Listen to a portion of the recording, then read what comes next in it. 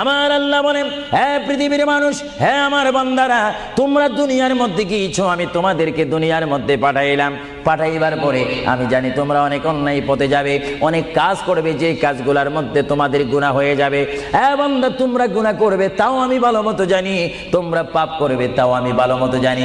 বান্দারে, পাপ করার পরে, গুনাহ করার পরে একাই কি মসজিদের মধ্যে তোমরা কেঁদেছো, রব্বানা যালামনা, বলেন রব্বানা যালামনা আনফুসানা ওয়া ইল্লাম তাগফির লানা ওয়া তুরহামনা লানাকুনান্না মিনাল খাসিরিন বলে বলে মসজিদে কেঁদেছো, আসরের নামাজ পড়ে কেঁদেছো, যোহরের নামাজ পড়ে কেঁদেছো, মাগরিবের পড়ে কেঁদেছো, এশার নামাজ পড়ে কেঁদেছো। এ বান্দা, নামাজের মুসল্লা যখন বসে যাও, আমি আল্লাহকে তোমরা বারবার বল, আল্লাহ আমার গুনাহ মাফ করে দাও।